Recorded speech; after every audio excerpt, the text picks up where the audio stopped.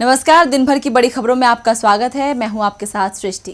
Bulletin में आज बात होगी किसानों के कारण बीजेपी को हो रही टेंशन की, बिहार चुनाव में एलजेपी की स्थिति की। जानेंगे कि क्या है तेजस्वी यादव का नया दांव, बंगाल में क्या है बीजेपी की परेशानी। साथ ही बात होगी जीएसटी को लेकर आमने सामने आई राज्य और केंद्र सरकार की, और बुलेटिन के आखिर में बात लोन मोरेटोरियम में मिली एक और राहत की। लेकिन तमाम बड़ी खबरों से पहले एक नजर सुर्खियों पर।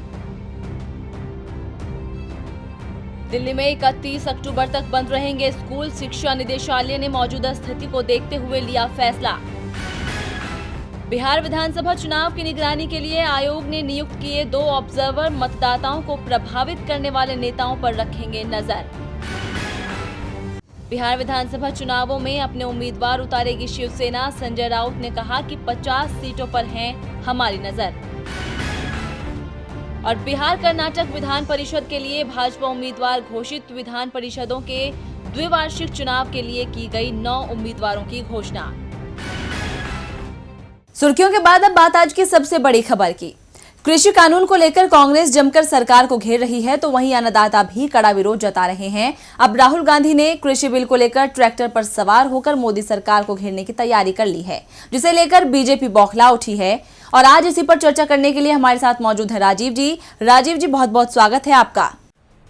लोकसभा चुनाव की हार के बाद कांग्रेस मुख्य विपक्ष की भूमिका में भी नहीं आ सकी है। इसी का फायदा उठाकर बीजेपी अक्सर अपनी मनमानी करती है, लेकिन अब हाथरस मामले और कृषि बिल को लेकर कांग्रेस ने ऐसा रुख अख्तियार किया कि सरकार हिल गई है। यूपी से लेकर पंजाब हरियाणा तक बीजेपी सरकार के खिलाफ मोर्चा खोल दिया। हाथरस में गाड़ी में सवार होकर जब भाई बहन पीड़ित परिवार से मिलने निकले, तब योगी के कदमों से जमीन खिसक गई। अब राहुल ट्रैक्टर पर सवार होकर हरियाणा के लिए निकल रहे हैं, तब खट्टर सरकार में खलबली मच रही है। इसीलिए योगी की तरह खट्टर सरकार ने भी नो एंट्री का बोर्ड लगा दिया है। दरअसल कांग्रेस पार्टी ने आज पंजाब के मोगा जिले से खेती बचाओ अभियान शुरू कर दिया है, और इस 3 दिवसीय अभियान का नेतृत्व पार्टी के पूर्व अध्यक्ष राहुल गांधी कर रहे हैं। इस अभियान के दौरान राहुल गांधी अन्नदाताओं से मिल रहे हैं। किसानों के साथ मुलाकात में राहुल गांधी ने ऐलान किया कि केंद्र में जब भी कांग्रेस की सरकार बनी, वो मोदी सरकार द्वारा पास किए गए तीनों कृषि बिलों को समाप्त कर देंगे। कृषि बिल के खिलाफ सिर्फ कांग्रेस ही नहीं, बल्कि देश का किसान भी सरकार से कह रहा है कि अगर उनकी फसल को निजी कंपनियों के रहमो करम पर छोड़ दिया जाएगा, तो उनके लिए खेती नुकसान का सौदा बन जाएगी। सरकार अगर इस बिल को किसान समर्थक ही मानती है, तो फिर एमएसपी को लेकर कानून भी बना दे और इसे संसद में पास कराया जाए, जिससे किसानों को उनकी फसल का उचित मूल्य मिलने की गारंटी हो। सरकार की तरफ से दावा तो किया जा रहा है कि एमएसपी को हटाया नहीं जाएगा, लेकिन कानून बनाने की मांग मानने को वो तैयार नहीं है। इसलिए किसानों का विरोध भी बढ़ता जा रहा है। पंजाब के साथ ही हरियाणा, तमिलनाडु में भी किसान सड़क पर उतर रहे हैं। कांग्रेस शासित राज्य सरकारें इन बिलों को निष्प्रभावी करने के लिए कानून बनाने पर विचार कर रही है। राजीव जी, मोदी सरकार अपने दूसरे कार्यकाल में पूरी तरह से बदली हुई दिख रही है। अब ना तो सरकार विपक्ष की सुन रही है और ना ही आम आदमी की। हाथरस मामले को देखें, जहां आज भी प्रशासन की सख्ती दिखी, या फिर कृषि बिलों की बात करें जिसके खिलाफ देश का किसान सड़क पर है, लेकिन सरकार कुछ भी समझने या सुनने को तैयार नहीं है। कृषि बिल का विरोध लगातार बढ़ता जा रहा है। ऐसे में सरकार को अपना रुख नरम नहीं करना चाहिए।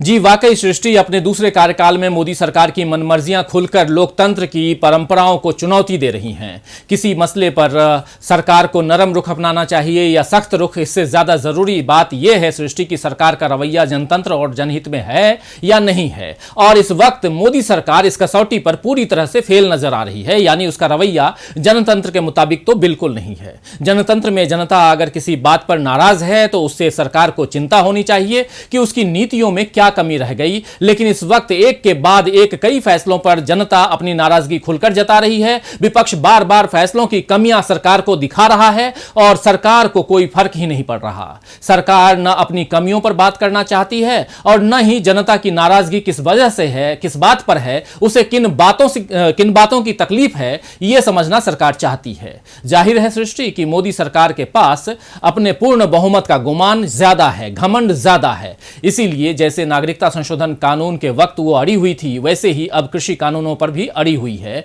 और इस अड़ियल रवैये में वो विपक्ष से विरोध के अधिकार को भी छीन लेना चाहती है। लेकिन सरकार को ये याद रखना चाहिए सृष्टि की जिस बहुमत के बूते वो ये मनमानी कर रही है वो जनता ने ही उसे दिया है। इसीलिए जनता की भावनाओं का ख्याल रखना सरकार को चाहिए, मगर यहां तो उल्टी गंगा बह रही है। धन्यवाद राजीव जी तमाम जानकारी के लिए। अब रुक करते हैं अगली खबर का। बिहार विधानसभा चुनाव में हर रोज नए समीकरण बन रहे हैं। दलों के गठबंधन छोड़ने का सिलसिला लगातार जारी है। आज सुबह मुकेश सहनी ने महागठबंधन से किनारा किया तो शाम को बारी एनडीए की थी। बिहार में एनडीए से एलजेपी ने अलग होने का ऐलान कर दिया है। तो क्या है एलजेपी का फैसला, एक रिपोर्ट देखिए। एलजेपी प्रमुख चिराग पासवान लगातार नीतीश कुमार को घेर रहे थे। जेडीयू और एलजेपी के रिश्ते में दरार बढ़ती जा रही थी। आज सुबह से ही इस बात के संकेत मिलने लगे थे कि एलजेपी बिहार में एनडीए से अलग हो जाएगी। इसके बाद सभी की निगाहें एलजेपी संसदीय दल की बैठक पर टिकी थी जो आज दोपहर को बुलाई गई थी। बैठक के बाद एलजेपी ने एनडीए छोड़ने का ऐलान भी कर दिया, लेकिन केंद्र की मोदी सरकार को समर्थन जारी रखने का फैसला भी किया है। यानी एलजेपी नीतीश के नेतृत्व में तो चुनाव लड़ने को तैयार नहीं है, लेकिन उसे मोदी का नेतृत्व स्वीकार है। एलजेपी संसदीय दल की बैठक में नीतीश कुमार के नेतृत्व में चुनाव नहीं लड़ने का फैसला हुआ है। पार्टी एक साल से बिहार फर्स्ट, बिहारी फर्स्ट के माध्यम से उठाए गए मुद्दों से पीछे हटने को तैयार नहीं है। इससे पहले आज सुबह नीतीश कुमार की तरफ से भी बीजेपी को दो टूक कह दिया गया था कि एनडीए में सीटों का बंटवारा अब बीजेपी और जेडीयू के बीच ही होगा। एलजेपी के लिए नीतीश कुमार के दरवाजे अब बंद हो चुके हैं। एलजेपी ने नीतीश के खिलाफ चुनाव लड़ने का तो ऐलान कर दिया है, लेकिन अभी तक ये साफ नहीं किया है कि जिन सीटों पर बीजेपी के उम्मीदवार होंगे वहां एलजेपी क्या करेगी। क्या बीजेपी उम्मीदवारों के खिलाफ भी एलजेपी अपने उम्मीदवार उतारेगी? एलजेपी किसी और गठबंधन में तो शामिल नहीं होगी। बिहार विधानसभा चुनाव में कोई ना कोई एक दूसरे को आंख दिखा रहा है, लेकिन तेजस्वी यादव ने तो बड़ा दांव खेल दिया है। जी हां, बिहार विधानसभा में सीट शेयरिंग के ऐलान के साथ ही ये भी तय हो गया है कि आरजेडी सबसे ज्यादा सीटों पर चुनाव लड़ेगी। तो जब पार्टी सबसे ज्यादा सीटों पर चुनाव लड़ेगी तो चुनावी वादे भी बड़े करेगी। इसी के मद्देनजर तेजस्वी यादव ने एक बड़ा दांव खेला है। तो क्या तेजस्वी का बड़ा दांव है, दिखाते हैं आपको। बिहार में अब महागठबंधन में सीट शेयरिंग की गुत्थी जैसे ही सुलझी है तो तेजस्वी यादव ने बड़ा दांव खेल दिया है। सरकार बनने पर पहली कैबिनेट में 10 लाख युवाओं को रोजगार देने का वादा तो पहले ही कर चुके हैं। जाहिर है कि बिहार में रोजगार का मुद्दा सबसे बड़ा मुद्दा है। इस मुद्दे पर हर पार्टी अपनी अपनी तरफ से दावे कर रही है और आरजेडी के युवराज तेजस्वी यादव ने बेरोजगारों को लुभाने के लिए एक बड़ा दांव खेल दिया है। तेजस्वी ने ट्वीट कर कहा है कि हमारी सरकार आने पर हम नौकरी के लिए आवेदन फॉर्म भरने की फीस नहीं लेंगे। भर्ती परीक्षा के लिए अपने गृह जिला से परीक्षा स्थल जाने का किराया दिया जाएगा। पहली कैबिनेट में पहले ही दस्तखत से 10 लाख स्थायी सरकारी नौकरियां निकाली जाएंगी। हम ठेठ बिहारी हैं, जो वादा किया है उसे पूरा करेंगे। बिहारी युवाओं के साथ एक लंबा सफर तय करना है, जो कहा है करेंगे। गौरतलब है कि इससे पहले तेजस्वी यादव ने 27 सितंबर को पटना में एक प्रेस कॉन्फ्रेंस बुलाई थी और सत्ता में आने पर 10 लाख रोजगार का वादा किया था। खैर, ये तो चुनाव परिणाम से ही तय होगा कि कौन कितने वादे पूरा करता है, लेकिन अब चुनाव है तो विरोधी के वादों के जवाब में एनडीए चुप बैठने से रहा। अब देखना है कि तेजस्वी के इस नए वादे पर कौन क्या प्रतिक्रिया देता है। बिहार में तेजस्वी यादव बेरोजगारों को साधने में जुटे हुए हैं, लेकिन मध्य प्रदेश में तो बीजेपी की अंतरकलह ही शांत नहीं हो रही है। 28 सीटों पर विधानसभा चुनाव होना है और बीजेपी अभी तक प्रत्याशियों की सूची जारी नहीं कर पाई है। इसका कारण बीजेपी में चल रही अंतरकलह और सिंधिया समर्थक विधायक और बीजेपी के पुराने प्रत्याशियों के बीच खींचतान है, जिससे बीजेपी पसोपेश में है। मध्य प्रदेश उपचुनाव में सीटों के बंटवारे को लेकर बीजेपी में अंतरकलह चल रही है। यही कारण है कि अभी तक बीजेपी प्रत्याशियों की सूची जारी नहीं कर पाई है। टिकट को लेकर बीजेपी की ये अंतरकलह तब सामने आई जब ब्यावरा विधानसभा चुनाव में बीजेपी प्रत्याशी को लेकर हंगामा हो गया।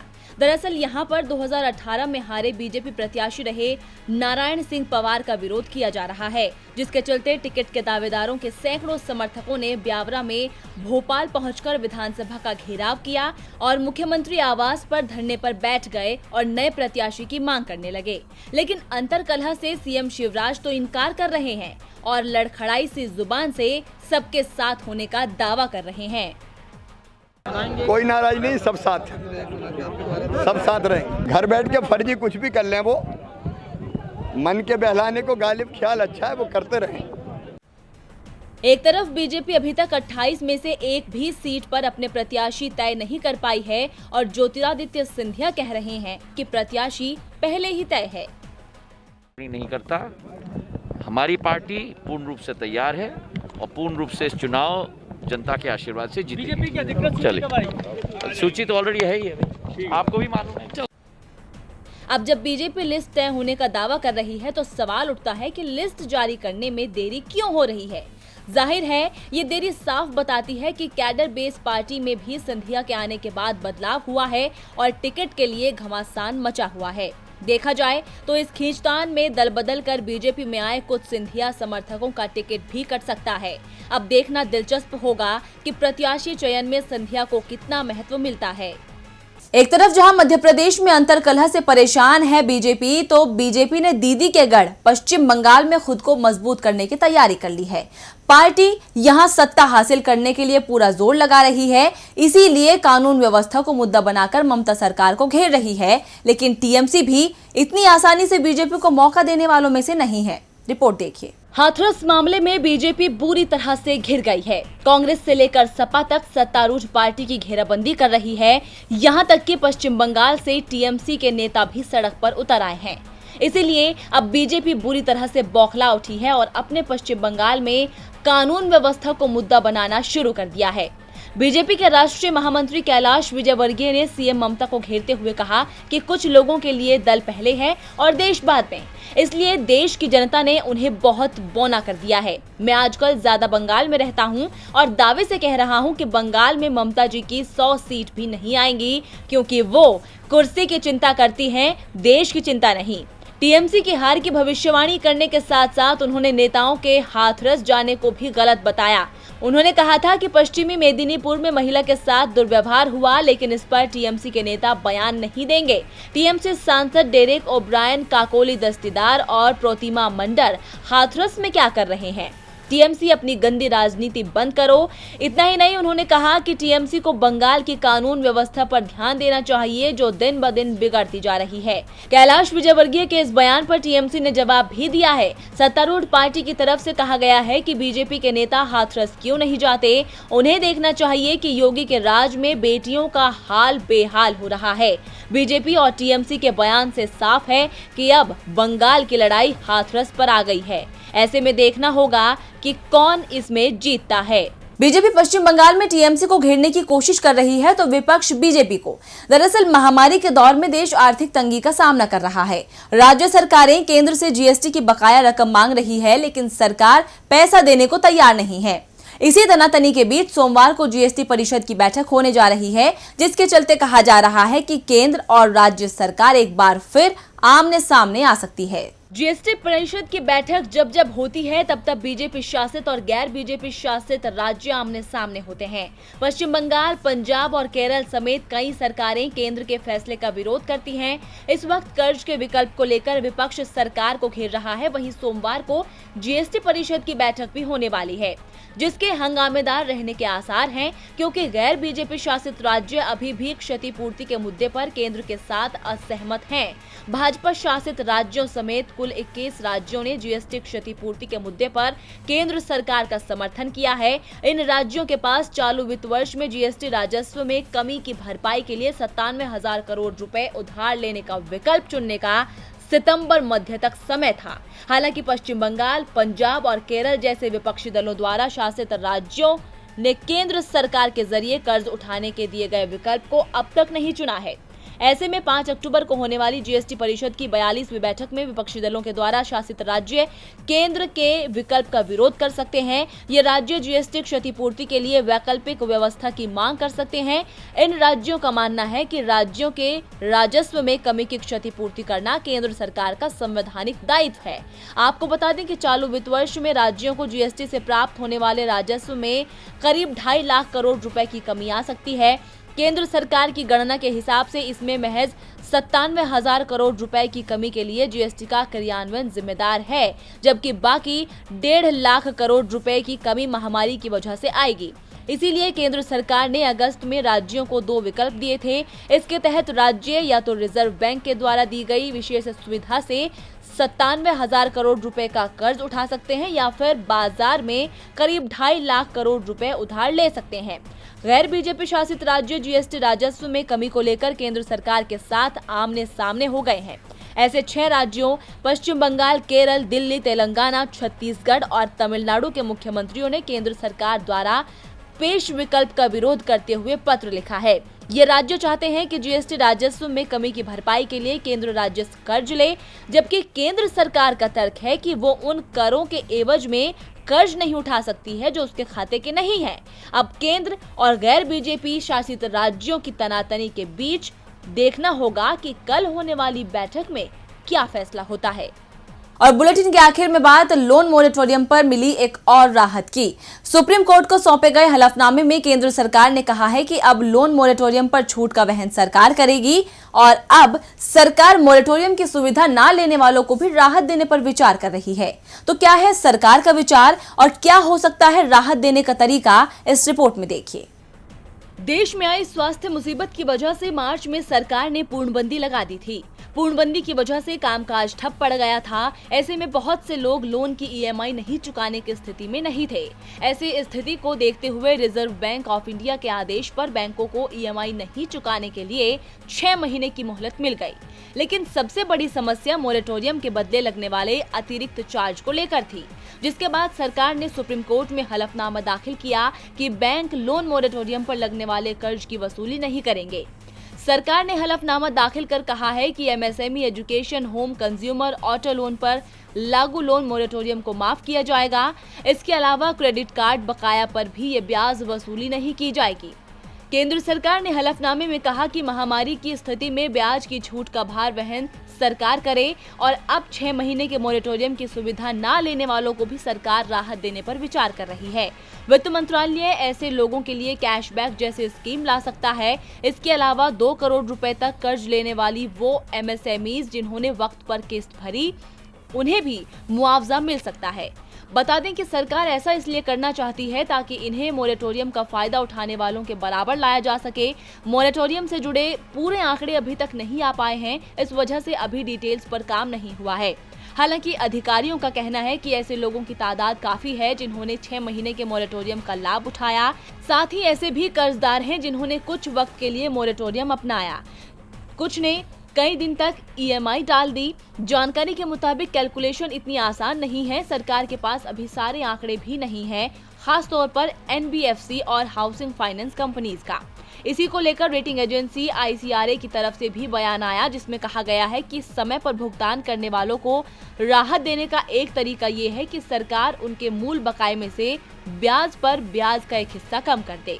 सुप्रीम कोर्ट को सौंपे गए हलफनामे में इस बात का जिक्र किया गया है कि अब लोन मोरेटोरियम पर छूट का वहन सरकार करेगी। बता दें कि 2 करोड़ रुपए तक के कर्ज की श्रेणियों में एमएसएमई, शैक्षिक, आवास, उपभोक्ता, ऑटो, क्रेडिट कार्ड बकाया, उपभोग, व्यक्तिगत और पेशेवर ऋण शामिल हैं, जिन पर लागू लोन मोरेटोरियम को माफ करने का फैसला लिया गया है। तो फिलहाल दिन भर की बड़ी खबरों में इतना ही। देखते रहिए डीबी लाइव। नमस्कार।